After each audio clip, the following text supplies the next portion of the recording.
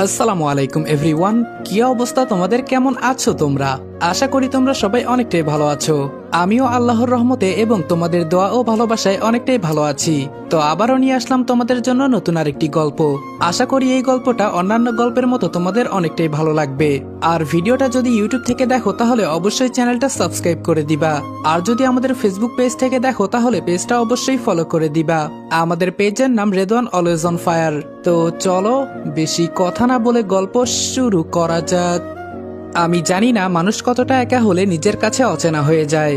আমি জানি না কতটা কষ্ট পেলে চোখের জল আর বের হয় না, শুধু বুকের ভেতর জমতে থাকে। কিন্তু আজকে রাতে এই ঠান্ডা লকআপের দেয়ালে হেলান দিয়ে দাঁড়িয়ে আমি সেই উত্তরটা পেয়ে গেছি। আমার নাম রনি হাসান। আজকে আমি আপনাদের এমন একটা গল্প বলবো যেটা বলতে গেলে গলা আটকে আসে, বুকটা ভারী হয়ে যায়, কিন্তু আমাকে বলতেই হবে। কারণ এই পৃথিবীতে এমন অনেক মানুষ আছে যারা ভালোবেসে ঠকেছে, বিশ্বাস রেখে প্রতারিত হয়েছে, আর শেষে অন্ধকারে একা বসে ভেবেছে আমার কি আসলেই কোনো দোষ ছিল। এখন রাত কয়টা বাজে জানি না। এই লকআপে কোনো ঘড়ি নেই, জানালা নেই, কোনো আলো নেই, শুধু আছে একটা স্যাঁতস্যাঁতে দেয়াল, একটা মিটমিটে টিউবলাইট আর আমি। হাতে হাত করা, পায়ে শিকল নেই, কিন্তু মনে আছে। বুকের ভেতর এমন একটা ভার যেটা নামানোর কোনো উপায় নেই। একটু আগে পুলিশ অফিসার এসেছিলেন, ঘরে ঢুকেই আমার দিকে এমন ভাবে তাকালেন যেন আমি কোনো মানুষ না। তারপর বললেন, মানুষ খারাপ হয় এটা অনেক দেখেছি, কিন্তু তোর মতো অমানুষ জীবনেও দেখিনি। তোর বিয়ে করা বউ যে তোর সাথে সংসার করেছে, যে তোর ঘরে থেকেছে, সে আজকে নিজে থেকে থানায় এসে টাকা ঢেলে গেছে। জানিস কেন? শুধুমাত্র তোকে রিমান্ডে নিয়ে শায়েস্তা করার জন্য। আর যে মামলায় তোকে ধরে এনেছি সেটাতেই তোর কপালে শনি লেগে যাবে, তাই ভালোভাবে প্রস্তুত থাকিস। অর্পিতা। দরজাটা বন্ধ হয়ে গেল। আমি একা বসে বসে ভাবছি অর্পিতা, শুধু এই নামটা আমার মাথায় ঘুরছে। যে মেয়েটার জন্য একদিন লোকলজ্জা ছেড়েছিলাম, সমাজের ভয় ছেড়েছিলাম, শ্বশুরের অপমান সহ্য করেছিলাম, সেই মেয়েটাই আজকে নিজে থেকে থানায় এসে টাকা দিয়ে গেছে যাতে আমাকে রিমান্ডে নিয়ে মারা হয়। কথাটা মাথার ভেতর একবার ঘুরলো, তারপর বুকের ভেতরে কোথাও একটা কিছু ভেঙে পড়লো শব্দহীন ভাবে, অনেকটা নীরবে, যেভাবে ভাঙলে কেউ টের পায় না, শুধু যে ভাঙে সে বোঝে। চোখের কোণে জল জমে উঠলো, দ্রুত হাতের পিঠে মুছে নিলাম। এখানে কাদার অধিকার নেই, এখানে কেউ জিজ্ঞেস করবে না কষ্ট পাচ্ছ। এখানে সবাই ধরে নিয়েছে আমি দোষী, কিন্তু আমি কি সত্যিই দোষী? আপনারা হয়তো ভাবছেন এই মানুষটা এমন কি করলো যে নিজের স্ত্রী তার বিরুদ্ধে দাঁড়িয়ে গেল। তাহলে শুনুন, আমি নিজেই বলছি শুরু থেকে। আমি রনি হাসান, অনার্স শেষ করেছিলাম বড় স্বপ্ন নিয়ে। ভেবেছিলাম পড়াশোনা শেষ হলে জীবনটা সুন্দর হয়ে যাবে, ভালো একটা চাকরি হবে, মাকে সুখে রাখতে পারবো। কিন্তু বাস্তবতা অন্যরকম। বেকারত্বের গ্লানি বুকে চেপে একটা ছোট্ট চাকরিতে ঢুকলাম। মাইনে বেশি না, কিন্তু মা আর আমার দুজনের সংসার কোনো মতে চলতো। সঙ্গে টিউশনিও করতাম। মাস শেষে যা আসতো তাতে অভাব না থাকলেও বাড়তি কিছু ছিল না, কিন্তু মনে অনেক শান্তি ছিল, কারণ পাশে মা ছিলেন। কিন্তু 2 বছর আগে সেই শান্তিটুকুও চলে গেল। আমাদের একা করে বাবা চলে গেলেন হঠাৎ করে একটা ভোরবেলায়। আগের রাতেও তার সাথে কথা বলেছিলাম। সকালে উঠে দেখি বাবা আর নেই। সেদিন মাটি সরে গিয়েছিল পায়ের নিচ থেকে। বাবা শুধু বাবা ছিলেন না, বাবা ছিলেন আমার সাহস, আমার ভরসা, আমার পৃথিবী। বাবা চলে যাওয়ার পর ঘরটা কেমন ফাঁকা ফাঁকা লাগে, যেন ঘরের ভেতর একটা শূন্যতা থাকে যেটা কোনো আসবাব দিয়ে ভরা যায় না। একটা বড় আপু ছিলেন, বাবা বেঁচে থাকতেই বিয়ে হয়েছিল তার, কিন্তু বাবা চলে যাওয়ার পর আপু যেন আমাদের ভুলেই গেলেন। মা মাঝে মাঝে ফোন করতেন, কান্না জড়ানো কণ্ঠে বলতেন, মা একটু আয়, তোর ভাইটা একা একা সব সামলাচ্ছে, বাবা নেই, তুই না আসলে আমরা কেমন করে থাকি বল, একটু আয় মা। আপু আসতেন, কিন্তু চোখের দেখা দিয়েই উঠে পড়তেন, চা খাওয়ার সময়টুকুও দিতেন না। মা শুধু তাকিয়ে থাকতেন, আমিও তাকিয়ে থাকতাম, কিছু বলতাম না, কারণ বাবা শিখিয়ে গিয়েছেন আপনজনকে ছোট করতে নেই, তুমি যতই কষ্ট পাও না কেন। তাই হাসি মুখে বিদায় দিতাম, আর ভেতরে ভেতরে বুকটা ভারী হয়ে যেত।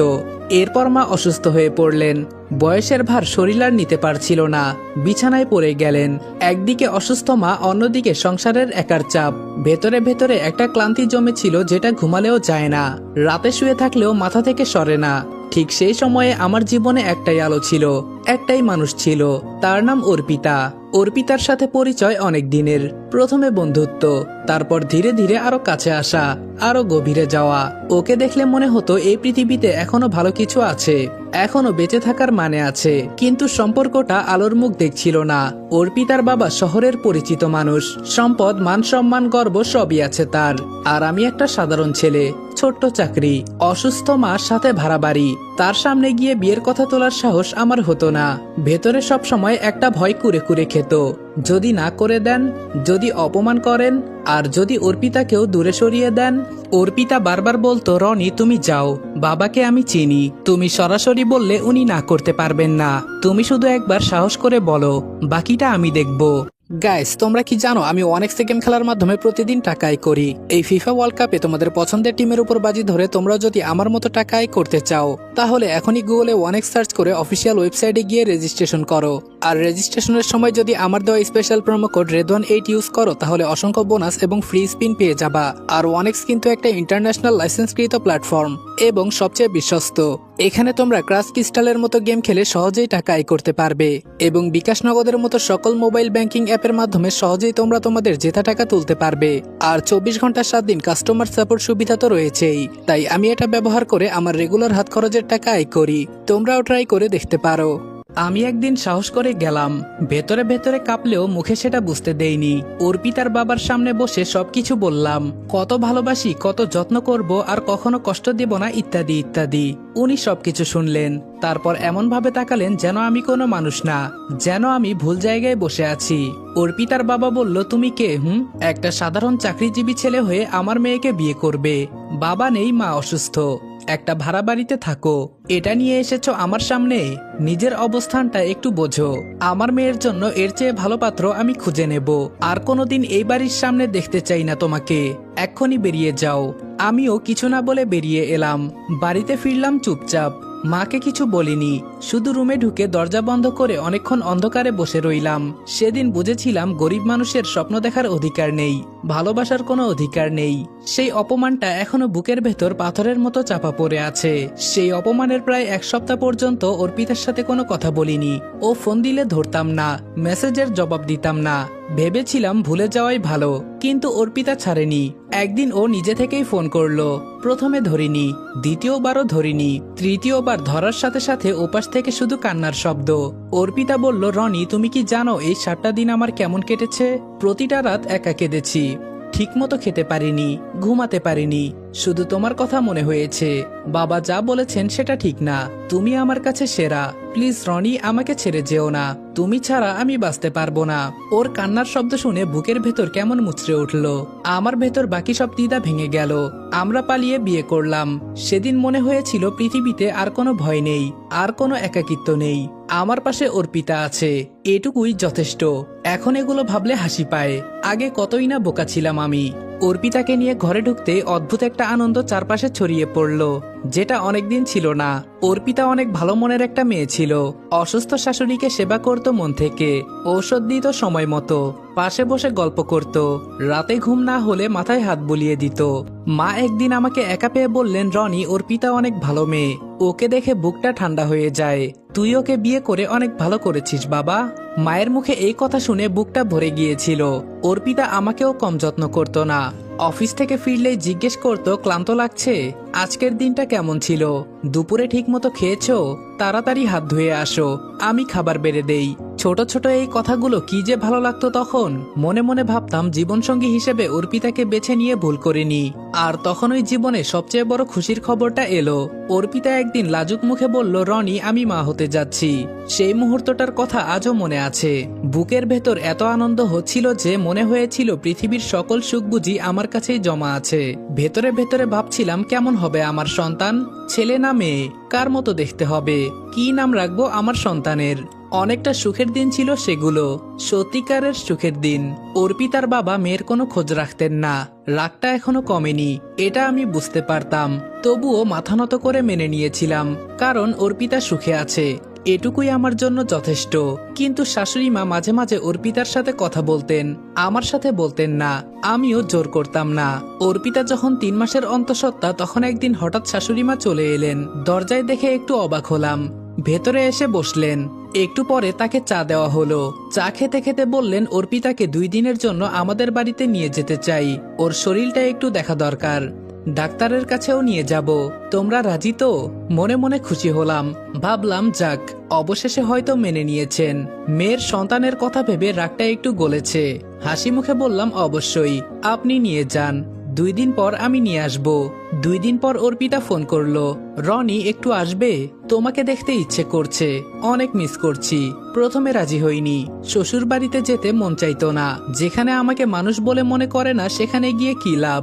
কিন্তু অর্পিতার কণ্ঠে একটা টান ছিল, প্লিজ রনি একটু আসো, শুধু তোমার মুখটা দেখতে চাই। সেই টান উপেক্ষা করতে না পেরে গেলাম।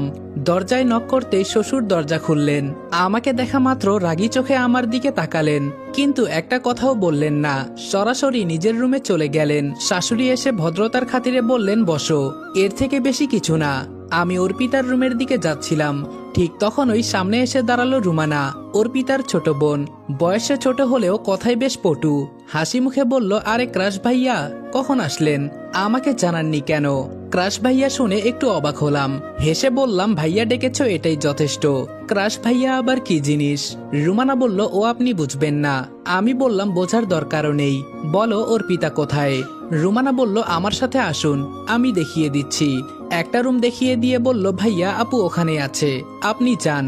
আমি ধন্যবাদ দিয়ে ভেতরে ঢুকলাম, কিন্তু ভেতরে অর্পিতা নেই। ভাবলাম হয়তো ওয়াশরুমে গেছে। বিছানায় বসে ফোনে স্ক্রল করতে লাগলাম। মিনিট 5 পরে রুমানা আবার ঢুকলো। রুমানা বলল, আপু এখনো আসেনি তাই না? রনি বলল, হ্যাঁ, কোথায় গিয়েছে? রুমানা বলল, আপু নেই তো কি হয়েছে, আমি তো আছি। কথাটা একটু অদ্ভুত লাগলো। পাত্তা না দিয়ে বললাম, বেশিক্ষণ থাকবো না, অর্পিতার সাথে দুটো কথা বলে চলে যাব। রুমানা বলল, আচ্ছা ভাইয়া একটা কথা বলি, আমাদের 2 বোনের মধ্যে কাকে বেশি সুন্দর লাগে আপনার? আমি বললাম, তোমরা দুজনেই সুন্দর, এই নিয়ে কম্পিটিশনের কি আছে? রুমানা বলল, না ভাইয়া, আপুর চেয়ে আমি বেশি সুন্দর, সত্যি করে বলুন। আমি বললাম, আচ্ছা তুমি বেশি সুন্দর, এবার একটু তোমার আপুকে ডেকে দাও। রুমানা বলল, বারবার আপুকে ডাকতে বলছেন কেন? যা বলার আমাকে বলুন। এই বলে রুমানা দরজাটা আটকে দিল। দরজাটা বন্ধ হওয়ার শব্দ কানে লাগতেই বুকটা কেমন ধক করে উঠল। বিছানা থেকে উঠলাম। আমি বললাম, দরজা খোলো রুমানা, আমি বাহিরে যাব। তবে আমার পুরো কথাটা শেষ করতে পারলাম না। রুমানা হঠাৎ এগিয়ে এলো, 1 পা 2 পা, তারপর আমাকে জড়িয়ে ধরলো। বুকটা আমার কেঁপে উঠল। সরিয়ে দেওয়ার আগেই নিচু গলায় বলল, রনি ভাইয়া, আপুর ফোনে আপনার ছবি দেখে আপনাকে অনেক ভালো লাগে, অনেকদিন ধরে বলতে চেয়েছি, কিন্তু সুযোগ পাইনি, আজকে সুযোগ হয়েছে। আমাকে কি ভালোবাসবেন? আপু কিচ্ছু জানবে না, শুধু আপনি হ্যাঁ বলুন। এক ঝাটকায় সরিয়ে দিলাম। আমি বললাম, রুমানা তোমার কি মাথা ঠিক আছে? তুমি কি বলছো বুঝতে পারছো? তোমার আপুর স্বামী আমি, আর তুমি আমাকে এই কথা বলছো? লজ্জা করে না তোমার? রুমানার মুখে কোনো লজ্জা নেই, চোখে শীতল একটা দৃঢ়তা। রুমানা বলল, রাগ দেখাচ্ছেন? আচ্ছা ঠিক আছে, আমাকে চেনেন না এখনো, আমি কি করতে পারি সেটা জানলে এখনোই ভালোই রাজি হয়ে যেতেন। আচ্ছা যাই হোক, এখনো সময় আছে, আপনি ভেবে দেখুন। আমি বললাম, সামনে থেকে সরো। এটা বলে দরজার দিকে এগোলাম। তখন ওই রুমানা চিৎকার করে উঠল, এত জোরে আর এত তীক্ষ্ণ ছিল যেন পুরো বাড়িটাই কেঁপে উঠল। মুহূর্তের মধ্যে দরজা খুলে ঢুকলো অর্পিতা, সাথে শ্বশুর শাশুড়িও এলেন। সবাই একসাথে বলল, কি হয়েছে, কেন চিৎকার করলি? রুমানা কান্নার ভান করে কাপা কাপা আঙ্গুল তুলে আমার দিকে দেখিয়ে বলল, এই লোকটা আমার সাথে জোর জবরদস্তি করতে চেয়েছিল, আমি না বলেছি তবুও ছাড়েনি, তাই চিৎকার দিতে বাধ্য হয়েছি। আমার কণ্ঠ বন্ধ হয়ে গেল, একটা শব্দও বের হলো না। মাথাটা ঘুরছিল, কি থেকে কি বানিয়ে ফেললো এই মেয়েটা। কিছু বলার জন্য মুখ খুলতেই ঠাস করে গালে প্রচন্ড জোরে একটা চড় পড়ল, তারপর আরেকটা। মাথা তুলে দেখলাম শ্বশুর, তার চোখে আগুন, হাতগুলো কাঁপছে। আরেকটু দূরে দরজার কোণে দাঁড়িয়ে অর্পিতা, আমার অর্পিতা। সে একবার তাকালো আমার দিকে, সেই চোখে কোনো ভালোবাসা নেই, কোনো বিশ্বাস নেই, আছে শুধু ঘৃণা, অনেক গভীর ঘৃণা। অর্পিতা ঠোঁট নাড়িয়ে শুধু একটা বাক্য উচ্চারণ করলো, ছি। তারপর নিজের রুমে ঢুকে দরজা বন্ধ করে দিল। সেই দরজা বন্ধ হওয়ার শব্দটা আজও কানে বাজে। শ্বশুর পুলিশকে ফোন করে বাড়িতে আসতে বললেন। মিনিট কয়েকের মধ্যে পুলিশ এলো। কেউ আমার কথা একবারও জিজ্ঞেস করলো না, কেউ আমার দিক থেকে ভাবলো না, শুধু হাতে হাত করা পরিয়ে দিল। এরপরে পিকআপ ভ্যানে তুলে নিয়ে চলে গেল। যাওয়ার সময় একবার পেছনে তাকালাম, অর্পিতা জানালায় দাঁড়িয়েছিল। চোখে চোখ পড়তেই সে মুখ ঘুরিয়ে নিল। সেই মুহূর্তে বুকের ভেতর যা ভেঙে পড়েছিল সেটা আর কখনো জোড়া লাগবে না। এটা আমি অনেক ভালো করেই বুঝতে পেরেছি। এগুলো ছিল গতকালের ঘটনা। আর আজকে রাতে এই ঠান্ডা লকআপে দাঁড়িয়ে জানলাম অর্পিতা নিজে এসে টাকা দিয়ে গেছে যাতে আমাকে রিমান্ডে নেওয়া হয়। যে মানুষটাকে ভালোবেসে সব ছেড়েছিলাম সে আজকে আমার বিরুদ্ধে, কিন্তু আমার কোনো দোষ ছিল না। এই পৃথিবীতে নির্দোষ মানুষের কথা শোনার কেউ নেই। আমি জানি না সত্যিটা কোনোদিন বের হবে কিনা, আমি জানি না অর্পিতা কোনোদিন বুঝতে পারবে কিনা, কিন্তু একটা কথা আমি জানি, ভালোবাসা দিয়ে যাকে পেয়েছিলাম সেই ভালোবাসাই আজকে আমার সবচেয়ে বড় শত্রু হয়ে গেছে। রুমানার মিথ্যা অপবাদে ধর্ষণ মামলার আসামি হয়ে গেলাম। টাকা পয়সা ঢেলে মামলাটা মুহূর্তে মজবুত করে ফেলেছে অর্পিতার বাবা। লোকটা আমায় আগে থেকে দেখতে পারতো না, এর মধ্যে আবার রুমানা এত বড় একটা মিথ্যা অপবাদ দিল। সব মিলিয়ে নির্দোষ হয়েও জেলে বন্দি থাকতে হচ্ছে। 2 দিন পর আমাকে রিমান্ডে নেওয়া হলো। যখন টর্চার করার জন্য আমাকে চেয়ারে বসিয়ে হাত পা বাঁধা হলো তখন ভয়ে কান্না করে দিয়েছিলাম। এতদিন মানুষজনের কাছ থেকে শুধু শুনে আসছি রিমান্ডে টর্চার নাকি অনেকটাই ভয়াবহ হয়। নিজের বেলা তা প্রমাণও পেয়ে যাই। অসহ্যকর শাস্তি আমাকে ভোগ করতে হয়েছে। বিকেলে অর্পিতাকে থানায় দেখতে পেয়ে অনেকটা আনন্দিত হই, এই বুঝিয়ে আমাকে ছাড়িয়ে নিয়ে যাবে। আমার এমন ভাবনা মুহূর্তে ভুল প্রমাণ করে অর্পিতা যখন ঘৃণা নিয়ে বলল, কি রে লুচ্চামি বের হয়েছে তো, নাকি আরো পানিশমেন্ট দিতে হবে? ছি, তোর সাথে এতদিন একই ছাদের নিচে থেকেও অমানুষের রূপ কখনো দেখতে পারিনি। তুই একটা মিচকা শয়তান। অল্প বয়সী মেয়ে দেখে মাথা ঠিক থাকে না, তাই না? এবার লুচ্চামিগিরি একেবারে ঠিক করে ফেলবো, সেই ব্যবস্থাই আমি করছি। অর্পিতার কথা শুনে কান্না জড়িত কণ্ঠে বললাম, অর্পিতা বিশ্বাস করো, রুমানার সাথে আমি কিছু করিনি। যত দ্রুত সম্ভব আমাকে এখান থেকে বের করো প্লিজ। নির্দোষ হয়ে রিমান্ডে অমানসিক টর্চার আমি সহ্য করতে পারছি না। আমাকে এই কারাগার থেকে বের করো। আমার এসব ইমোশনাল কথাগুলো শুনেও অর্পিতার বিন্দুমাত্র ইমোশন হলো না। উল্টো রাগী কণ্ঠে বলল, স্বামী বলে যে তোকে মহব্বত দেখিয়ে ছাড়িয়ে নিব এটা তুই ভাবিস না, এমন মেয়ে আমি নই। তুই যে কাজ করেছিস তার প্রাপ্য শাস্তি পাবার পর জামিন নিয়ে দিব, এর আগে কোনোভাবেই না। যে আগুন আমার মনে ধরিয়ে দিয়েছিস তা একমাত্র কমবে তোর উপর লাঠিচার্জ করলে। তোর কষ্ট দেখলে আমার আত্মা শান্তি পাবে। অর্পিতার কথাগুলো কেন জানি বিশ্বাস করতে পারছিলাম না। যে মেয়ের চোখের দিকে তাকালে ভালোবাসা ছাড়া অন্য কিছু দেখতে পারতাম না, আজকে অবিশ্বাস করে আমাকে এতটা কষ্টের মাঝে ফেলে চলে গেল। একবারের জন্য তার মন কাঁদলো না। এটাই হয়তো বড়লোক পরিবারের মেয়েদের মন। আজকে আমি যদি কোনো গরিব ঘরের মেয়েকে বিয়ে করতাম তার কাছে সবসময় প্রিয় থাকতাম। যত কিছুই হোক না কেন কখনো আমাকে এতটা কষ্টের মাঝে ফেলতে পারতো না। বড় হওয়ার পর কখনো আমার চোখ থেকে অশ্রু ঝরে নাই। এখন এতটা অমানসিক নির্যাতন আমার উপর চালাচ্ছে তা ভাষায় প্রকাশ করা সম্ভব না। নিরুপায় হয়ে চোখ দিয়ে পানি পড়ছে। বাড়িতে অসুস্থ মা, যদি সে জেনেও থাকে তার পক্ষে সম্ভব না যে আমাকে ছাড়িয়ে নিয়ে যাবে। আর একটা বোন, সে তো একটা নিমুহারাম, ভুলেও খোঁজ খবর নেয় না। নিজেকে বড্ড অসহায় বলে মনে হচ্ছে। যদি কেউ আমাকে এই কঠিন আযাব থেকে মুক্তি দিত তাহলে সারা জীবন তার কাছে ঋণী হয়ে থাকতাম। 3টা দিন রিমান্ডে অসহ্যকর আঘাত আমাকে ভোগ করতে হয়েছে। কেউ দেখতে পর্যন্ত আসতে পারে নাই। একটা দিন পার হয়েছে আর আমার কাছে সেটা বছরের সমান মনে হয়েছে। এভাবেই জেলে 1 মাস 17 দিন থাকার পর হঠাৎ একদিন কে জানি আমার জামিন করিয়ে দিল। পুলিশ অফিসারকে জিজ্ঞেস করলে বলে যে একটা মেয়ে এসে আপনার জামিন করিয়েছে, ওনার নামটি বলতে নিষেধ করেছে। পুলিশ অফিসারের কথা শুনে চুপচাপ একটা সাইন দিয়ে জেল থেকে বাইরে বের হলাম। 2টা মাস পর বাহিরের আবহাওয়া অন্যরকম একটা ফিল হচ্ছে। একবার সামনে আগাতে লক্ষ্য করলাম অর্পিতা সহ ওর ফুল পরিবার গাড়ি নিয়ে আমার দিকে তাকিয়ে আছে। ওদেরকে দেখে মুহূর্তে পায়ের রক্ত মাথায় উঠে গেল। মনে হচ্ছে মানুষগুলাকে খুন করে জেলে যাই। পরক্ষণে নিজের রাগ সংযত রেখে সামনের দিকে হাঁটা শুরু করলাম। আচমকাই অর্পিতা আমার সামনে এসে পা ধরে কান্না জড়িত কণ্ঠে বলল, আমাকে ক্ষমা করে দাও, আমি না বুঝে অনেক বড় অন্যায় করে ফেলেছি তোমার সঙ্গে। অর্পিতার কথাটা শেষ হওয়া মাত্র একটা লাথি মেরে ছিটকে ফেলে দিলাম। পরক্ষণে চুলের মুঠি শক্ত করে চেপে ধরে বললাম, আমাকে কি তোর পুতুল মনে হয়? যখন যা খুশি তাই করবি। তোর বোন আমাকে মিথ্যা অপবাদে জেলে ঢুকিয়েছিল, এবার তোকে খুন করে আবারও জেলে যাব। এটা বলে ঠাস করে অর্পিতার গালে থাপ্পড় বসিয়ে দিলাম। আরেকটা থাপ্পড় মারার আগেই কে জানি পেছন দিক থেকে আমাকে আটকিয়ে নিল। মুহূর্তে অর্পিতার বাবা মা দৌড়ে চলে আসলো। শাশুড়ি মা এসে অর্পিতাকে বুকে জড়িয়ে নিয়ে আমার উদ্দেশ্যে বলল, এই ছেলে, তোমার কি হিতাহিত জ্ঞান নেই? অন্তঃসত্ত্বা মেয়েটাকে এভাবে রাস্তাঘাটে মারতেছো।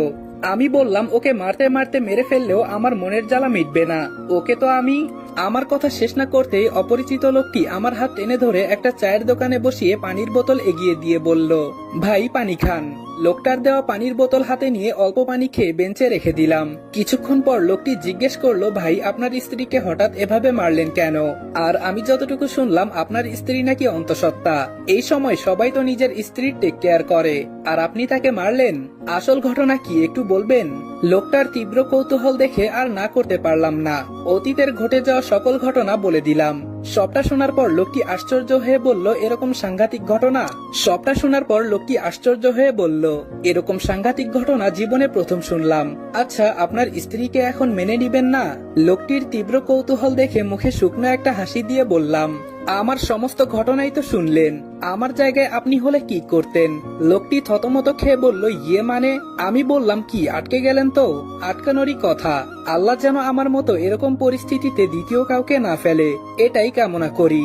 আপনি বললেন না অর্পিতাকে এখন মেনে নিব কিনা? লোকটা বলল, হ্যাঁ, এখন কি অর্পিতাকে মেনে নেওয়া সম্ভব না? আমি বললাম, না ভাই, সম্ভব না। ওকে দেখলেই এখন আঘাত করতে মন চায়। তাহলে একই ছাদের নিচে কেমনে থাকবো বলেন? লোকটি বলল, না মানে আপনার অনাগত বাচ্চার মা যে অর্পিতা হতে যাচ্ছে, সে ব্যাপারে আপনি কি ভাবছেন? সে ব্যাপারে আপনি কি ভাবছেন? আমি বললাম, এই মুহূর্তে এগুলো প্রশ্নের উত্তর আমার কাছে জানা নেই। এখন শুধু একটা কথাই ঘুরপাক খাচ্ছে, এখন শুধু আমার মাথায় একটা কথাই ঘুরছে, তা হলো আমার মাকে নিয়ে। আমার চিন্তায় মানুষটা হয়তো কান্নাকাটি করে একাকার হয়ে আছেন, এমনিতেই একটু অসুস্থ মানুষ। এখন ভাই আমি আসি, কেমন? লোকটা বলল, আচ্ছা চলুন, আমি আপনাকে এগিয়ে দিয়ে আসি। আমি বললাম, লাগবে না। লোকটা বলল, আরে ভাই কি যে বলেন না, এত সময় নষ্ট করে আমাকে আপনার গল্প শোনালেন, আর আমি আপনাকে এগিয়ে দিয়ে আসবো না? এটা কেমন দেখায়? আপনি আসুন তো। লোকটি এই বলে আমার হাত ধরে উনার বাইকের পেছনে উঠালেন। আমার বাড়ির ঠিকানা জেনে বাইক স্টার্ট দিলেন। ঘন্টা দেড়েক বাইক জার্নি করার পর বক্সিগঞ্জ এসে পৌঁছালাম। লোকটাকে বাড়িতে আনার অনেক চেষ্টা করেছি, কিন্তু কাজের অজুহাত দেখিয়ে চলে যান। তারপর একটা রিক্সা ডেকে আমি আমার গ্রামে চলে আসি। 2 মাস পর নিজের গ্রামে আসলাম। কেমন কেমন জানি একটা অনুভূতি হচ্ছে। এলাকার ভাই ব্রাদাররা সবাই আমার দিকে অদ্ভুত দৃষ্টিতে দেখছে, কেউ আবার খুশি হয়ে ভালো মন্দ জিজ্ঞেস করছে। তাদের প্রশ্নে তেমন কোনো উত্তর দিলাম না। বাড়িতে ঢুকে মার কাছ থেকে টাকা নিয়ে রিক্সাওয়ালার ভাড়াটা মিটিয়ে নিজের রুমে এসে বসলাম। মা আমার পাশে বসে অঝোর ধারায় কান্না করতে লাগলো। আমিও চুপচাপ চোখের জল ফেলতে লাগলাম। মা ছেলে এভাবে কিছুক্ষণ কান্না করার পর আগ বাড়িয়ে বললাম, মা কান্না করছো কেন? যা হবার তা তো হবেই। মা বললেন, বাবারে, আমি অসুস্থ একা একজন মানুষ, আমার পক্ষে সম্ভব হয়নি তোকে এক নজর দেখার, নিরুপায় হয়ে কান্না করছি। এলাকার নেতার কাছে গিয়ে হাত জোর করে বলেছিলাম, ভাই সাহেব আমার ছেলেটাকে জেল থেকে ছাড়িয়ে এনে দেন। আমার কথাগুলো এক কান দিয়ে শুনে আরেক কান দিয়ে বের করে দিত। আমার কথার কোনো মূল্য দেয়নি। তোর বোন ফারিয়াকেও জানিয়েছিলাম, সে আসতে চেয়েছিল কিন্তু আসে নাই। বাবা, একটা কথা কি জানিস, আজকে যদি তোর ছায়া দেবার মতো মানুষটা বেঁচে থাকতো তাহলে তোর পেছনে লোকের অভাব হতো না। মা এটা বলে তার আঁচলে চোখের জল মুছে নিল। এতক্ষণ মার কথা শুনে আমিও চোখের জল আটকাতে পারিনি। নীরবে টপ টপ করে ঝরতেছিল চোখের পানি। চোখের জল মুছে বললাম, আমার বোনটাও অনেক নেমোহারাম হয়ে গেছে, একবার তো চোখের দেখা দেখে যেতে পারতো। আসলে একটা কথা কি মা জানো, আপুও আমার খোঁজ খবর ঠিকই নিত, যদি আমি কিছু পাঠাতে পারতাম। কিছু দিতে পারি না বলেই আমার কথা ভুলে গেছে। মা বললেন, আমিও ভেবে নিয়েছি আমার কোনো মেয়ে নেই, আমার শুধু একটা ছেলে আছে। বাদ দে এসব কথা, এখন গোসল করে আয়, আমি তোর জন্য রান্না করতে গেলাম। এটা বলে মা ঘরে চলে গেল। অপরদিকে ওর পিতা বালিশের মাঝে মুখ ডুবিয়ে ফুপিয়ে কান্না করছে।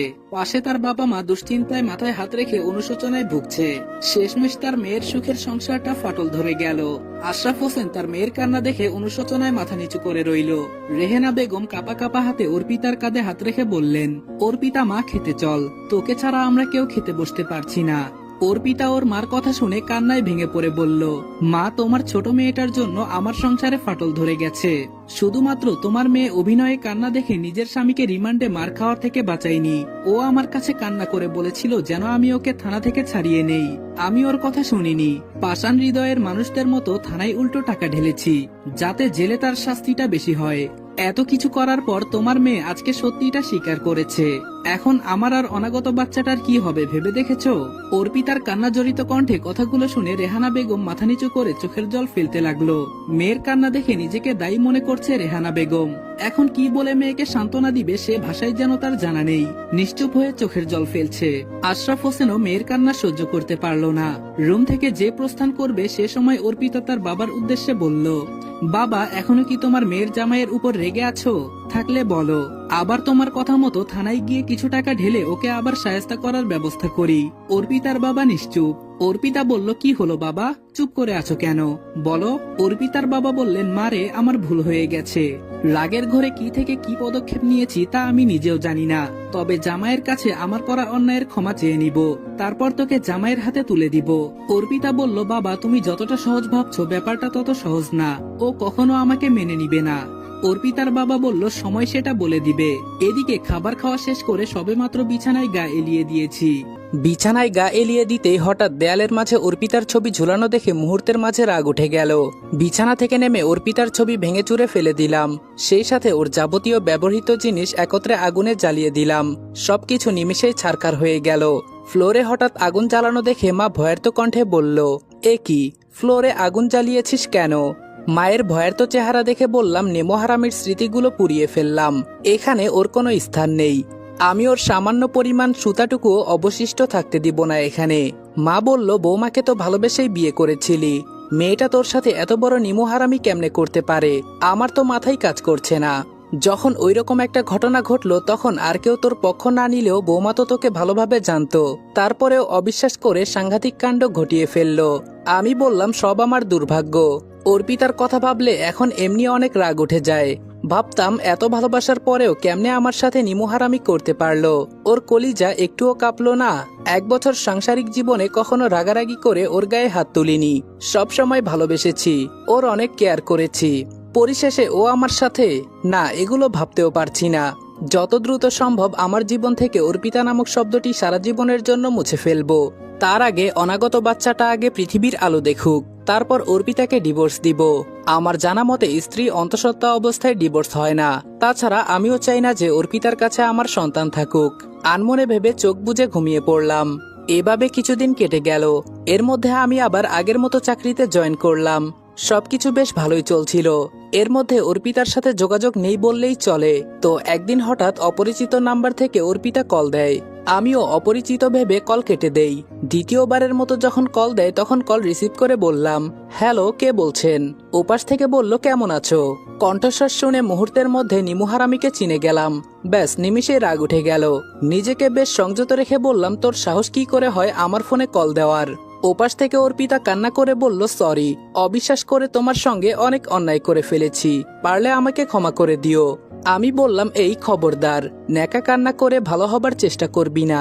1 বছর সংসার করেছিস আমার সাথে, কখনো রাগ করে তোর গায়ে ফুলের টোকাও দেইনি, আর তুই আমাকে রিমান্ডে মার পর্যন্ত খাইয়েছিস। একটা বারের জন্য আমার কথা ভাবিসনি। মানুষ কতটা অসহায় হলে কান্না করে তা বোঝার ক্ষমতা তোর নেই। যদি থাকতো তাহলে অবশ্যই সেদিন আমাকে জেল থেকে ছাড়িয়ে নিতি। সে যাই হোক, সত্য কখনো গোপন থাকে না। আজকে না হয় কাল ঠিকই সত্যটা বের হয়ে আসে।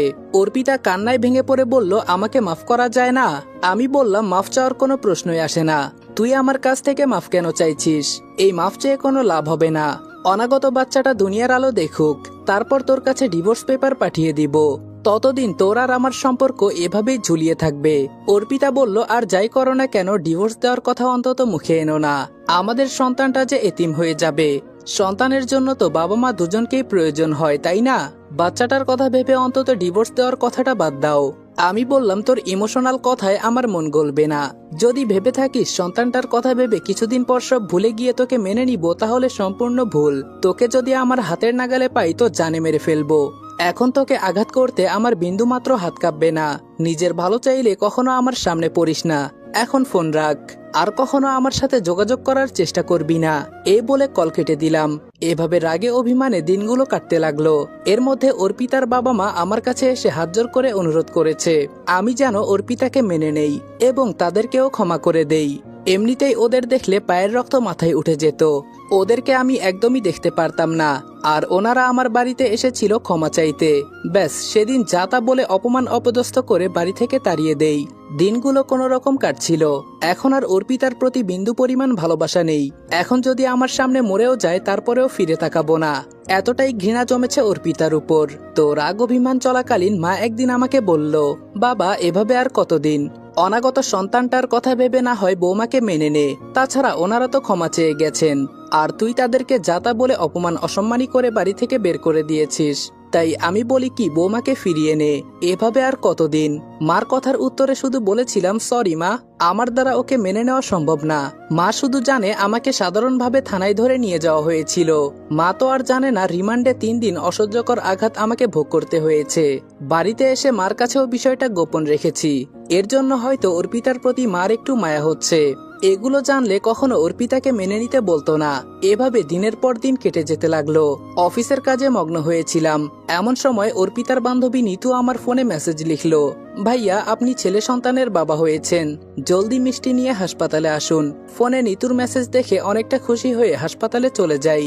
অর্পিতার বাবা মা উনারা আমাকে দেখে তাদের ঠোঁটের কোণে হাসির রেখা ফুটে উঠলো। ভেবেছে এই খুশিতে অর্পিতাকে মেনে নিব। শাশুড়ি মা আমার সাথে কথা বলতে আসলে পাশ কাটিয়ে অর্পিতা যে কেবিনে আছে সেখানে চলে যাই। লক্ষ্য করলাম অর্পিতা ঘুমিয়ে আছে, পাশে ছোট ছেলেটাও ঘুমিয়ে আছে। ব্যাস, অর্পিতাকে দেখে আগের রাগটা উঠে গেল। আনমনে ভেবে নিলাম আমার ছেলেকে এই নিমুহারামির কাছে রাখবো না, প্রয়োজনে আমার কাছেই রাখবো। এই ভেবে অর্পিতার কাছে গিয়ে দাঁড়ানো মাত্র অর্পিতা আমার উপস্থিতি টের পেয়ে চোখ মিলে তাকালো। আমাকে দেখে ঠোঁটের কোণে মিষ্টি একটা হাসি এনে বলল, আমি জানতাম আমার উপর তুমি বেশি দিন রাগ করে থাকতে পারবা না। আমার কথা না ভাবলেও সন্তানটার কথা ভেবে হলেও আমাকে আপন করে নিবা। একসময় অর্পিতার এই হাসি দেখে বারবার ওর প্রেমে পড়েছি, আর আজকে ওর হাসি দেখে শুধু রাগ হচ্ছে। নিজেকে স্বাভাবিক রেখে গম্ভীর কণ্ঠে বললাম, তুই ভুল ভাবছিস, তোকে মেনে নিতে আসি নাই, আমার রক্তকে ফিরিয়ে নিতে এসেছি।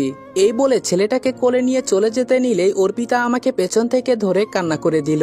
মুহূর্তের মাঝে অর্পিতার বাবা মা আমার সামনে এসে দাঁড়ালো। তাদের দেখে রাগটা আরো দ্বিগুণ বেড়ে গেল।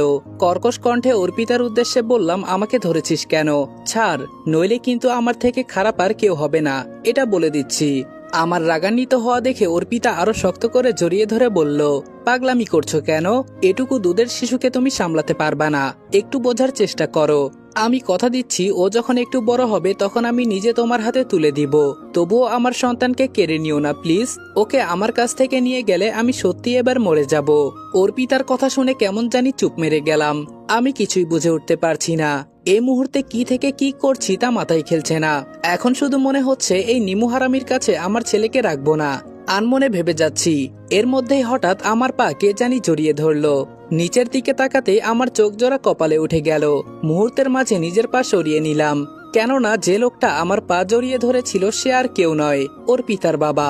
লোকটা আমার সাথে যতই অন্যায় করুক না কেন, সে তো আমার বাবার বয়সী। উনার কাণ্ড দেখে আমি হতভম্ব হয়ে বললাম, কি করছেন আপনি?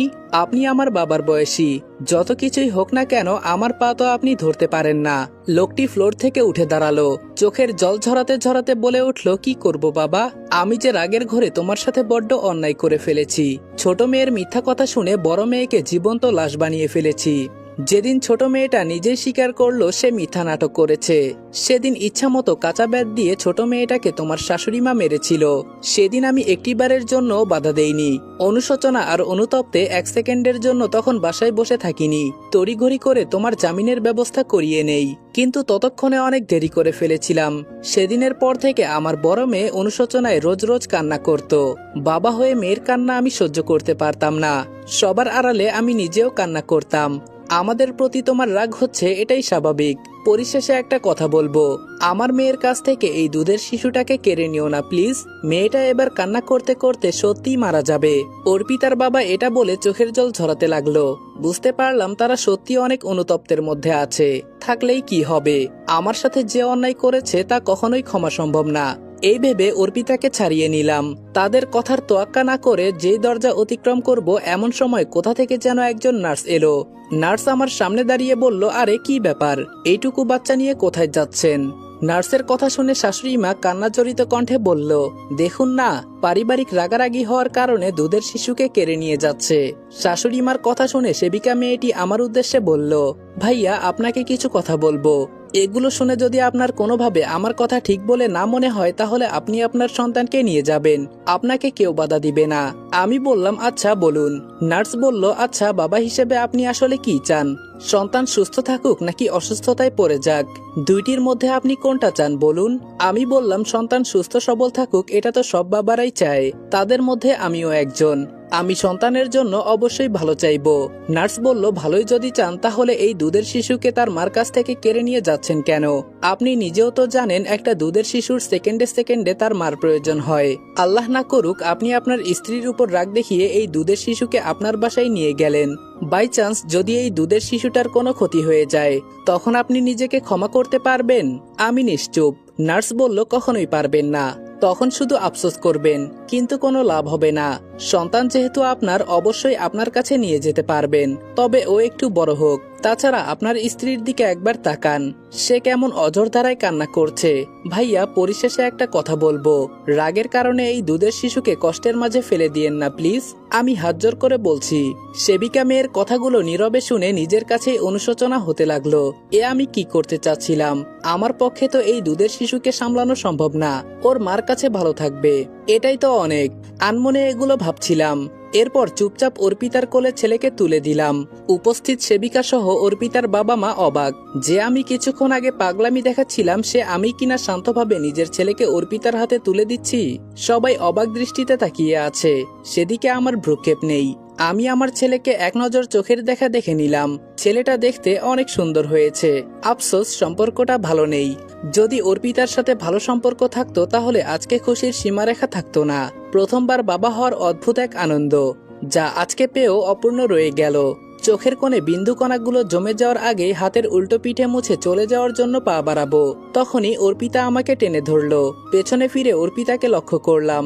ও ছলছল দৃষ্টিতে আমার দিকে তাকিয়ে আছে। ও চোখে ইশারা করে আমাকে ওর পাশে থাকতে বলছে। বললেই কি হবে, আমার পক্ষে ওর কাছে থাকা সম্ভব না। অর্পিতার হাত ঝাটকা মেরে সরিয়ে দিয়ে কেবিন থেকে বের হয়ে গেলাম। পেছন দিক থেকে অর্পিতা অনেক ডেকেছে, কিন্তু আমি শুনিনি। মন খারাপ করে বাড়িতে চলে আসি। বাড়িতে ফেরার পর মা হাসি উজ্জ্বল চেহারা নিয়ে কিছু একটা বলতে চেয়েও আমার বিষণ্ণত চেহারা দেখে বলতে পারলো না। উল্টো জানার আগ্রহ নিয়ে বলল, কি রে বাপ, মন খারাপ করে আছিস কেন? এই দিনে আর যাই হোক না কেন, মন খারাপ করে থাকার তো কথা না। আমি বললাম, মা, আমার কপালটাই অনেক খারাপ। প্রথমবারের মতো ছেলে সন্তানের বাবা হলাম।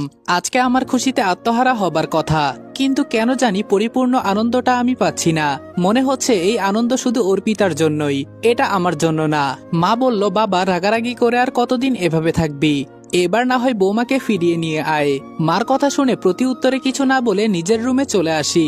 বিছানায় শুয়ে থেকে ভাবছি, অর্পিতা যদি একটুর জন্য হলেও আমার পক্ষ নিয়ে সেদিন কথা বলতো, তাহলে আজকে এদিন দেখতে হতো না। এখন হয়তো অর্পিতা ওর নিজের কৃতকর্মের জন্য অনেক অনুশোচনা হচ্ছে। আমার কাছে আসার জন্য হয়তো অধিক আগ্রহী হয়ে বসে আছে। ভেবেছে সন্তানটার কথা ভেবে হলেও ওকে মেনে নিব। ওদের কি মনে হয়, কান্নাকাটি করে একটু নাটক করলে আমি গলে যাব? অসম্ভব। আমি নির্দোষ হয়েও রিমান্ডে মার খেয়েছি। কেউ একটা বারের জন্য থানায় এসে রিমান্ডের মার কাটেনি। উল্টো কিভাবে আমাকে শায়েস্তা করা যায় সে চেষ্টাই করেছে। অর্পিতা আমার স্ত্রী হবার সত্ত্বেও ওর মন একটুও কাঁদেনি। প্রথম দিন আমাকে রিমান্ডে যখন নেওয়া হয়েছিল, সেদিন বিকেলে অর্পিতা থানায় এসেছিল। ওকে দেখে যে কতটা খুশি হয়েছিলাম। ভেবেছিলাম ওর পরিবারের মানুষজন আমাকে কষ্টের মাঝে ফেললে কি হবে, অর্পিতা আমাকে ঠিকই ছাড়ানোর ব্যবস্থা করবে। অনেকটা আশাবাদী হয়ে অর্পিতার দিকে তাকিয়েছিলাম। ও যখন আমার কাছে এসে বলল, কি লুচ্চামি বের হয়েছে, নাকি আরো পানিশমেন্টের ব্যবস্থা করব? অর্পিতার এই কথা শুনে আমার দুনিয়া যেন মুহূর্তের মাঝে ঘুরতেছিল। নিজের কান্না তখন আটকাতে পারছিলাম না। একদিন রিমান্ডে পানিশমেন্ট খেয়ে আমার অবস্থা অনেক খারাপ হয়েছিল। দ্বিতীয়বার পানিশমেন্ট খাওয়ার ভয়ে সেদিন কান্না করে অর্পিতাকে বলেছিলাম, অর্পিতা, বিশ্বাস করো, তোমার বোনের সাথে কোনো অসভ্যতামি করিনি আমি। আমাকে এই আযাব থেকে মুক্তি দাও। এই অসহ্যকর টর্চার আমি নিতে পারছি না। এসব শুনেও অর্পিতার মন গলেনি, উল্টো আমাকে নানান রকম কথা শুনিয়েছিল। আমার জীবনে হয়তো সেদিনটাই অনেক কষ্টকর ছিল। 2 মাস জেলে থাকার পর রুমানা নিজেই সত্যিটা প্রকাশ করেছে। তখন আমাকে তারা জামিন করিয়ে দিল। ততক্ষণে আমার যা পানিশমেন্ট পাবার পেয়েছি। তখন জামিন না দিলেও কোনো সমস্যা ছিল না। এত কিছু হয়ে যাবার পরেও অর্পিতা আশাবাদী হয়ে আছে সবকিছু ভুলে ওকে মেনে নিব। অর্পিতার বিবেক বুদ্ধি সত্যি অনেক অদ্ভুত। এবার ওকে বুঝিয়ে দিব আমি আমার সিদ্ধান্তে কতটা অটুট। যা বলি তাই করি। আনমনে এগুলো ভেবে যাচ্ছি। হঠাৎ মা আমার রুমে এসে বলল, কি রে বাপ? তখন বৌমাকে ফিরিয়ে আনতে বললাম। তুই তো কিছুই বললি না। আমি বললাম, মা তোমাকে আজকে সাফ সাফ একটা কথা বলে দেই, আমার পক্ষে অর্পিতাকে মেনে নেওয়া কোনোভাবেই সম্ভব না। দ্বিতীয়বার এ কথাটা বলো না প্লিজ। মা বলল, বাবারে রাগ করিস না, আমি অসুস্থ একজন মানুষ, কখন যে ওপরওয়ালার ডাকে সাড়া দিতে হয় তার কোনো ঠিক নেই। তবে আমার মনে হয় আমি তোদের মাঝে বেশি দিন থাকতে পারবো না। এই কটা দিন যদি তোর সুখ শান্তি না দেখে যেতে পারি তাহলে আমি মরেও শান্তি পাবো না। তাছাড়া অর্পিতাকে ভালোবেসে তো বিয়ে করেছিলি, যদিও অর্পিতা তোকে অবিশ্বাস করে ভুল বুঝেছে। এ নিয়ে এত রাগারাগি করে থাকাটা ঠিক হচ্ছে না বাবা। মার কথা শুনে মনে মনে বিড়বিড় করতে লাগলাম। মা তোমাকে লুকানো কথাটা বললে তুমিও অর্পিতাকে ফিরিয়ে আনতে বারণ করবা না। আজকে মাকে জেলের অসহ্য টর্চারের কথা বলবো। মাও জানো কেন অর্পিতাকে মেনে নিচ্ছি না। আনমনে মার উদ্দেশ্যে বললাম, অর্পিতা অবিশ্বাস করে আমাকে শুধু জেলেই পাঠায়নি, অনেক টর্চারও করেছে। মা হতবম্ব হয়ে বলল, টর্চার করেছে মানে? আসল ঘটনা কি খুলে বল। আমি বললাম, তাহলে শোনো। এই বলে অতীতে ঘটে যাওয়া ঘটনাগুলো এক এক করে সম্পূর্ণ বললাম। রিমান্ডে কেমন টর্চার করেছে সেটাও বললাম। সবটা শোনার পর মা কান্নায় ভেঙে পড়ল। আমি জানতাম আমাকে যে টর্চার করা হয়েছে সেই কথা মাকে বললে কান্না করবে, এর জন্য বিষয়টা ধামাচাপা দিয়ে রেখেছিলাম। কিন্তু আজকে বাধ্য হয়ে সবটা মাকে বলতে হলো। কিছুক্ষণ অঝর দ্বারায় কান্না করে মা বলল, অর্পিতা তোর সাথে এমনটা কেমনে করতে পারলো? এতদিন মেয়েটার কথা ভেবে আলাদা একটা মায়া হতো, কিন্তু আজকে তোর কাছে যে কথা শুনলাম, এরপর ওই মেয়েকে নিয়ে বিন্দুমাত্র মায়া হবে না আমার। আর হ্যাঁ, এই বিষয়ে তুই যা ভালো ভাবিস তাই করবি। মা এই বলে রুম থেকে চলে গেল। অর্পিতার কৃতকর্ম শুনে মা অনেকটা রেগে গেছেন। অর্পিতা স্ত্রী হয়ে যা করেছে তা ক্ষমার অযোগ্য। আমার জায়গায় অন্য কেউ হলে জেল থেকে বের হয়ে ডিভোর্স পেপার পাঠিয়ে দিত, আমিও সেটাই করতাম। দুর্ভাগ্যবশত ও অন্তঃসত্ত্বা ছিল, নইলে সেদিন ওই ডিভোর্স দিয়ে দিতাম। এভাবে আমার দিনগুলো কোনোরকম কেটে যাচ্ছিল। মাঝে মধ্যে নিজের ছেলেকে দেখতে ভীষণ মন চাইতো। উপায় না পেয়ে অর্পিতার বান্ধবী নিতুর সাথে যোগাযোগ করে ভিডিও কলে দেখতাম। অর্পিতা যখন নিতুর হাত থেকে ফোন নিয়ে আমার সাথে কথা বলতে চাইতো, তখন কোনো কথা না বলে ফোন কেটে দিতাম। এভাবে চলতে চলতে নিজের কাছে অনেকটা বিরক্ত হয়ে গেলাম। পরিশেষে মনের সব দ্বিধা ভেঙে 3 মাস পর অর্পিতার বাড়িতে ডিভোর্স পেপার পাঠিয়ে দিলাম। একদিন পর নিতু এসে একটা চিঠি হাতে দিয়ে বলল, ভাইয়া আপনার জন্য অর্পিতা এই চিঠি পাঠিয়েছে, চিঠিটা আবার না পড়েই ছিঁড়ে ফেলিয়ে দিয়েন না। নিতু এটা বলে চলে গেল। চিঠির মোড়ানো ভাঁজ খুলে পড়তে লাগলাম। চিঠিতে লেখা, কেমন আছো প্রিয়? নিশ্চয়ই ভালো আছো, তবে আমি ভালো নেই। কালকে যখন তোমার পাঠানো ডিভোর্স পেপার দেখলাম তখন আমার দুনিয়াদারি যেন মুহূর্তের মাঝে উলটপালট হয়ে যাচ্ছিল। মনে হচ্ছিল পরিশেষে তোমাকে সারা জীবনের জন্য হারিয়ে ফেললাম। এ কথা ভেবে কতক্ষণ যে কান্না করেছি তা নিজেও জানি না। মন চাচ্ছিল তোমার ওখানে ছুটে আসি, একটুর জন্য হলেও সামনাসামনি কথা বলি, কিন্তু সাহসে কুলাচ্ছিল না। অবিশ্বাস করে যে তোমার সঙ্গে অনেক বড় অন্যায় করেছি, তা সত্যিই ক্ষমার অযোগ্য। নিজের বোনটা যে আমার ভালোবাসার সংসারটা ভেঙে ফেলবে তার দুঃস্বপ্নেও ভাবিনি। যেদিন ও নিজের মুখে স্বীকার করলো সবটাই সাজানো মিথ্যা নাটক ছিল, তখন অনুতপ্ত অনুশোচনায় এক মৃত্যু সমান কষ্ট হচ্ছিল, যা বাহিরের কাউকে দেখাতে পারছিলাম না। নিজের কাছেই শেষ হয়ে যাচ্ছিলাম। তখন আমার কষ্টগুলো নিবারণ করার পথ ছিল কান্না। কান্না ছাড়া আমার আর কোনো পথ জানা ছিল না। আমার কান্নাকাটি দেখে অনেকেই সান্ত্বনা দিয়ে বলতো, আমাকে মেনে না নিলে কি হবে, আমার সন্তানটার কথা ভেবে হলেও মেনে নিবে। তাদের কথা শুনে মনে কিছুটা স্বস্তি পেতাম। হাসপাতালে যখন তোমাকে দেখলাম তখন কতটা যে খুশি হয়েছিলাম তা বলে বোঝাতে পারবো না। মনে হয়েছে আমার ছেলেটার জন্য হলেও আমাকে মেনে নিয়েছো, পরক্ষণে আবার ছেলেকে নিয়ে যাওয়ার জন্য পাগলামি করলে। তখন পুরোপুরি বুঝে নিলাম তোমার পক্ষে আমাকে মেনে নেওয়া সম্ভব না। এতদিন শুনে এসেছি মা হওয়া নাকি আনন্দের ব্যাপার, আমিও অনেক আনন্দিত হয়েছিলাম, কিন্তু তোমাকে পাশে না পেয়ে আনন্দটা পরিপূর্ণভাবে পাইনি। মনের কোণে এই একটা কষ্ট রয়ে গেল। সে যাই হোক, আমাকে যখন মেনে নিতে পারছো না তো ডিভোর্স দেওয়ার প্রয়োজন নেই। আমি কখনো তোমার সামনে স্ত্রীর অধিকার নিয়ে দাঁড়াবো না। তোমার নতুন জীবন সঙ্গিনীর প্রয়োজন হলে আরেকটা বিয়ে করতে পারো, আমি তোমাকে বাধা দিব না। ছেলেটা যদি না থাকতো তাহলে তোমার খুশির জন্য হলেও ডিভোর্স পেপারে সাইন করে দিতাম, কিন্তু ছেলেটার ভবিষ্যতের দিকে তাকিয়ে ডিভোর্স পেপারে সাইন করতে পারলাম না। মানুষ তো একই স্ত্রী রেখে আরেকটা বিয়ে করে, তুমিও তাই করো। আমি না হয় দূর থেকে ভাববো সতীন নিয়ে ঘর করছি, আমার কথা হয়তো ভুলেই যাবা, কিন্তু আমার ছেলেটার কথা ভুলে যেও না। ওর শরীরে তো তোমারই রক্ত বইছে। যাই হোক, অনেক কথা বলে ফেলেছি, আর কিছু বলতে চাই না। তুমি হয়তো আবার রেগে যাচ্ছ। ভালো থেকো, আল্লাহ হাফেজ। ইতি তোমার ঘৃণিত স্ত্রী অর্পিতা। এতক্ষণ চিঠিটা পড়ে ক্ষণিকের জন্য অন্যরকম হয়ে গিয়েছিলাম। মনে হচ্ছে সবকিছু ভুলে অর্পিতাকে আবার ফিরিয়ে নিয়ে আসি, কিন্তু আগেকার কষ্টকর দিনগুলোর কথা ভেবে মুহূর্তের মাঝে রাগ উঠে গেল।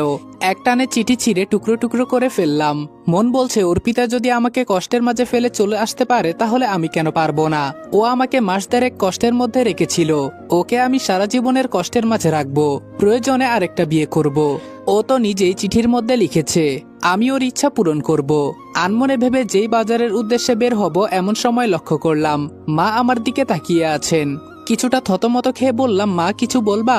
মা আমার কথা শুনে জিজ্ঞাসা দৃষ্টিতে তাকিয়ে বলল, কিছুক্ষণ আগে এটা কিসের চিঠি? মা আমার কথা শুনে জিজ্ঞাসা দৃষ্টিতে তাকিয়ে বলল, কিছুক্ষণ আগে এটা কিসের চিঠি মন লাগিয়ে পড়লি, আবার রেগে মেগে ছিঁড়ে টুকরো টুকরো করে উড়িয়ে দিলি? আমি বললাম, না মানে অফিস থেকে একটা লেটার আসছিল, এই আর কি। মা বলল, আমার কাছে কথা লুকাস না, বল কিসের চিঠি ছিল? আমি বললাম, অর্পিতা চিঠি পাঠিয়েছিল, চিঠিতে অনেক ইমোশনাল কথাও লিখেছে, লিখলে কি হবে, আমি তো ওর কথাই গলে যাচ্ছি না। ওর প্রতি আমার এখন কোনো ভালোবাসা নেই, ওর হাজারটা ইমোশনাল কথার 4 আনা মূল্য আমার কাছে নেই। এতটা ঘৃণা করি আমি ওকে। খারাপ ব্যবহার শুধু ওরা একাই করতে পারে না, আমিও করতে পারি। তাছাড়া আমি এতটাও ভালো বান্দা না যে সকল আঘাত মুখ বুজে সহ্য করে যাব, সবশেষে ওকে আবার কাছে টেনে নিব। মা বলল, তো এখন কি করবি? আমি বললাম, আরেকটা বিয়ে করব, তাও 1 সপ্তাহের মধ্যে। মা বলল, কি আবল তাবল বকছিস? তোর ছেলেটার কি হবে, আর পাড়ার প্রতিবেশীরা কি বলবে? আমি বললাম, বাহিরে মানুষজনেরা কি বলল না বলল তার কথায় আমার মাথা ব্যথা নেই, আমার জ্বালা আমি বুঝি, ওরা তা বুঝবে না। মা বলল, ঠিক আছে, তোর মনে যা চায় তুই তাই কর। মা এই বলে কিছুটা রেগে তার রুমে চলে গেল। মা হয়তো মনে মনে চেয়েছিল অর্পিতাকে যেন ফিরিয়ে আনি, কিন্তু মুখ ফুটে প্রকাশ করলো না। আজকে মার রাগ দেখে কিছুটা আন্দাজে আসছে।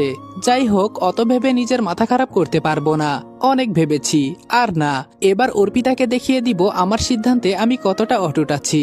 এ ভেবে আরেকটা বিয়ে করার সিদ্ধান্তে উপনীত হলাম। ডিভোর্স লেটার পাঠিয়ে দেওয়ার পরিপ্রেক্ষিতে অর্পিতা চিঠিতে এত কিছু লিখেছে। সে যাই হোক, আমার আরেকটা বিয়ে করাতে অর্পিতার আপত্তি যদি নাই থাকে তাহলে আরেকটা বিয়ে করলে আমার সমস্যা কি?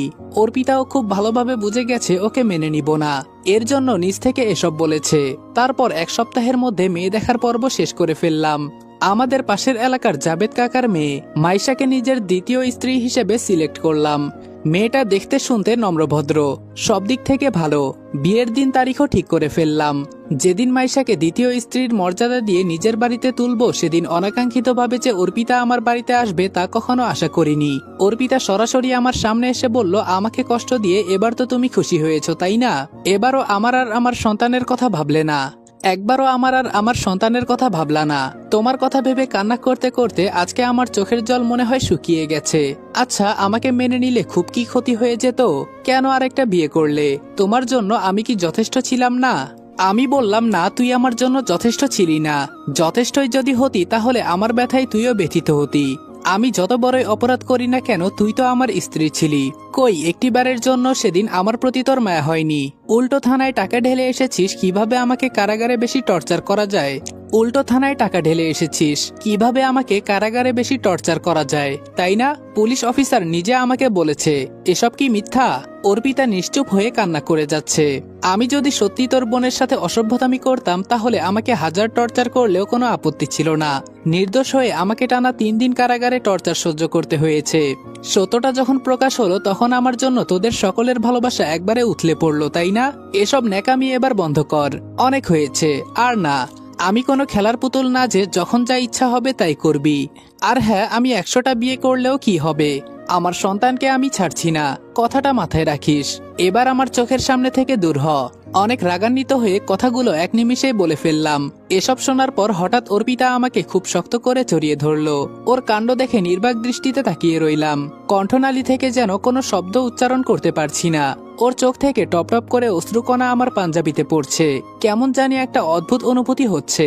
এই অনুভূতি কেন হচ্ছে আমি নিজেও বুঝতে পারছি না। অর্পিতা ফুপিয়ে কান্না করে বলল, আমি আর তোমার সামনে আসবো না।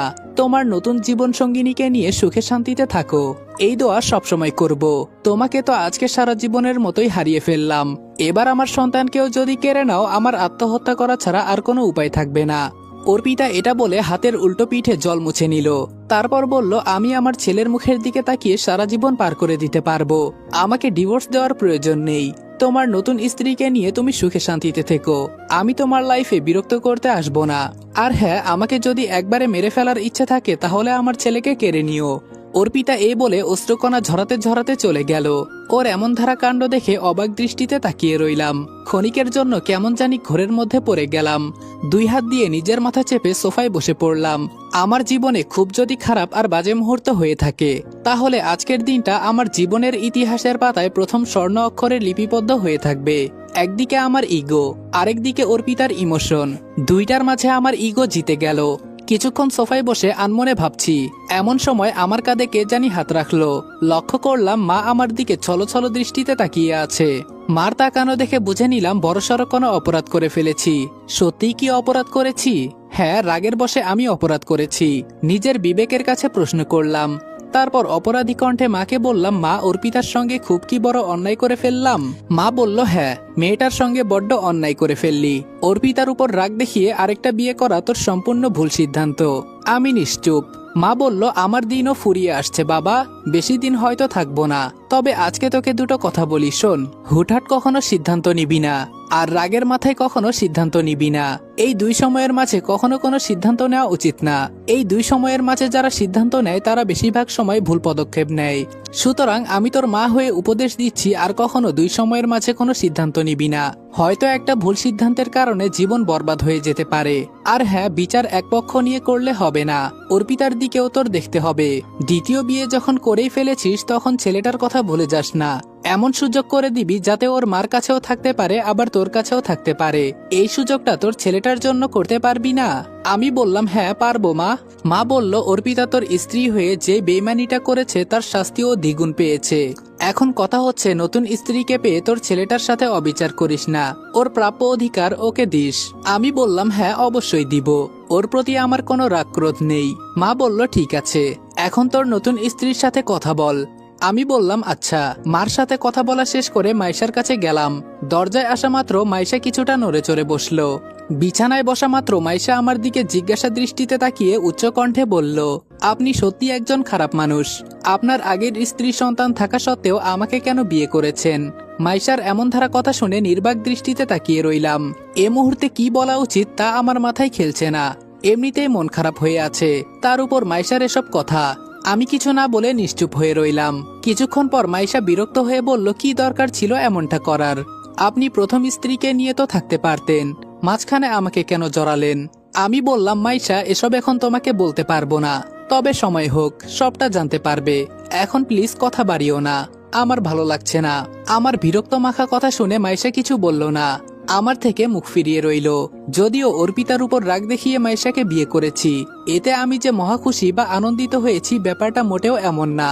পরিশেষে আমার বিবেকে নাড়া দিয়ে উঠেছে, অর্পিতার সাথে আজও একটু বেশি করে ফেলেছি। তবে সাংসারিক জীবনে যে স্ত্রীর উপর বিশ্বাস ভালোবাসা উঠে গিয়ে ঘৃণায় পরিণত হয়ে যায়, তখন সেই স্ত্রী যতই কান্নাকাটি করে তার ভুল স্বীকার করুক না কেন, তাকে ভালোবাসার আসনে বসানো সম্ভব হয়ে ওঠে না।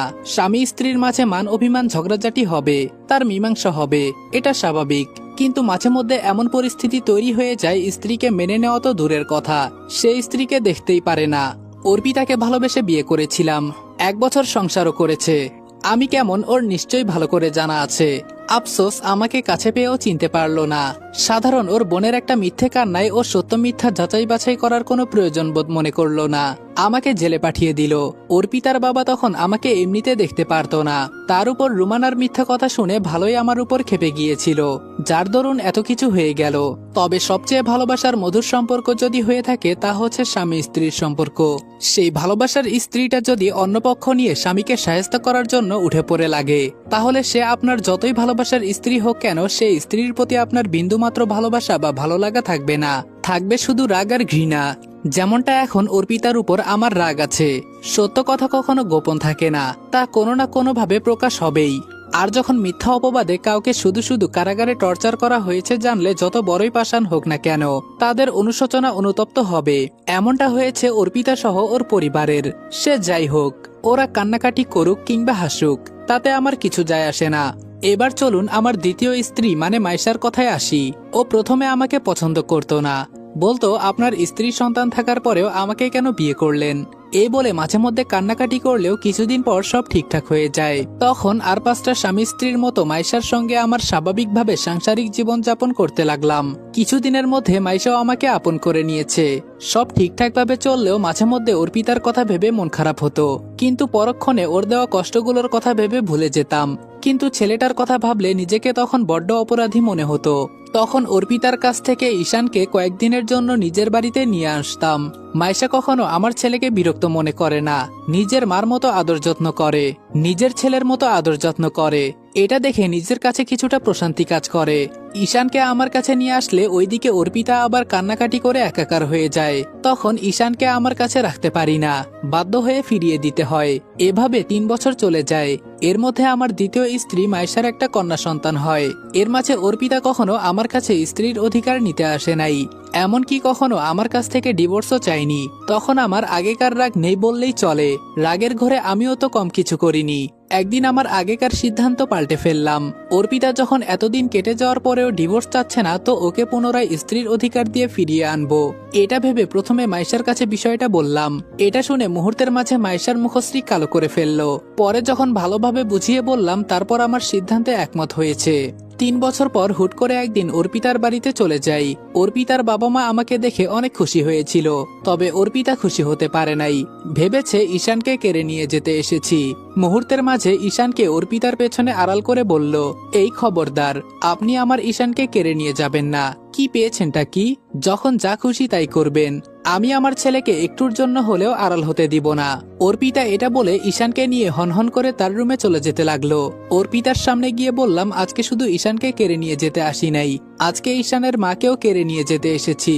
আমার এ কথা শুনে মুহূর্তের মাঝে অর্পিতার ঠোঁটের কোণেও মিষ্টি হাসি উদয় হয়, কিন্তু পরক্ষণে কি যেন ভেবে আবার মুখশ্রী কালো করে ফেলল। অভিমানী কণ্ঠে বলল, আমাকে ফিরিয়ে নিয়ে যেতে চাচ্ছেন কেন? তাছাড়া আমাকে আপনার বাসায় নিয়ে গেলে আপনার দ্বিতীয় স্ত্রী মানে মাইশা মন খারাপ করবে। এসবের দরকার নেই, আপনি বরং মাইশাকে নিয়ে থাকেন। আমি আমার ছেলেকে নিয়ে বেশ ভালো আছি। আমি বললাম, দেখো অর্পিতা, আগে যা কিছুই হোক না কেন সবকিছু ভুলে একটা সমাধানের মধ্যে আমি আসতে চাচ্ছি। আমি খুব ভালো করেই লক্ষ্য করেছি 3টা বছর কেটে যাওয়ার পরেও কখনো স্ত্রীর অধিকার নিয়ে আমার সামনে দাঁড়াওনি, আবার ডিভোর্সও চাওনি। সময়ের সাথে ঈশানও বড় হচ্ছে। তোমার আমার কারণে ঈশান কেন কষ্ট পাবে? ওর তো কোনো দোষ নেই। তাই সব দিক থেকে বিবেচনা করে ঈশান সহ তোমাকে ফিরিয়ে নিয়ে যেতে আসছি। আর মাইশার সাথে এই বিষয়ে আলাপ আলোচনা করে এখানে এসেছি। এখন বলো, ছন্নছাড়া জীবন নিয়ে থাকবা নাকি ঈশানকে নিয়ে আমার কাছে ফিরবা? আমি কথা দিচ্ছি তোমার প্রাপ্য মর্যাদা আমি দিব, এতে বিন্দুমাত্রও ভেজাল নেই। আমার কথাতে অর্পিতা নিশ্চুপ হয়ে রইল। আমি ওর নিশ্চুপ থাকা দেখে বললাম, অর্পিতা, এখন তোমার আর আমার রাগ অভিমানের সময় না। ঈশান বড় হচ্ছে, তার কথা ভেবে কিন্তু আমার ইগো ভেঙে আগ বাড়িয়ে তোমার বাসায় এসেছি। বোঝার চেষ্টা করো। অর্পিতা মাথা নিচু করে আমার দিকে দৃষ্টি ফিরিয়ে বলল, আচ্ছা ঠিক আছে, তাই হবে। ব্যাস 3 বছর পর অর্পিতাকে আমার বাড়িতে ফিরিয়ে নিয়ে আসি। প্রতিবেশীরা আমাকে নিয়ে নানান রকম সমালোচনা করছে, তাতে আমার বিন্দুমাত্র মাথা ব্যথা নেই। আমার ভালোটা আমার বুঝতে হবে। তবে আমার কপাল সত্যি অনেক ভালো, মাইশার মতো ভালো মনের একজনকে পেয়ে। মাইশার মতো ভালো একজন মেয়েকে পেয়েছি। ওর জায়গায় অন্য কোনো মেয়ে হলে তো কখনো অর্পিতাকে বাড়িতে আনতে দিত না। তা আমিও ভালো করে বুঝতে পেরেছিলাম। অর্পিতাকে বাড়িতে ফিরিয়ে নিয়ে যাওয়ার পর কিছুদিন মাইশা ও অর্পিতা কেমন জানি সংকোচবোধ নিয়ে যে যার মতো থাকতো। তবে সেটা বেশি দিন থাকেনি। মাস দেড়েকের মাঝে মাইশা অর্পিতা তারা নিজেরাই মিল হয়ে যায়। ব্যাস, তাদের একত্রে হওয়া দেখে নিজের কাছে এখন অনেক প্রশান্তি লাগে। 2 স্ত্রী একত্রে থাকা সত্ত্বেও কোনো ঝগড়া বিবাদ নেই। এখন আলহামদুলিল্লাহ ভালো আছি। এই ছিল আমার জীবনে ঘটে যাওয়া একটা ঘটনা। আসসালামু আলাইকুম এভরিওয়ান। অপবাদ গল্পের সম্পূর্ণ পর্ব এখানে শেষ করলাম। গল্পটা তোমাদের কাছে কেমন লেগেছে এটা অবশ্যই কমেন্ট করে জানাবা। আর খুব শীঘ্রই তোমাদের জন্য নতুন আরেকটি গল্প আসতে যাচ্ছে। তো ততক্ষণ ভালো থাকবা, সুস্থ থাকবা। আল্লাহ হাফেজ।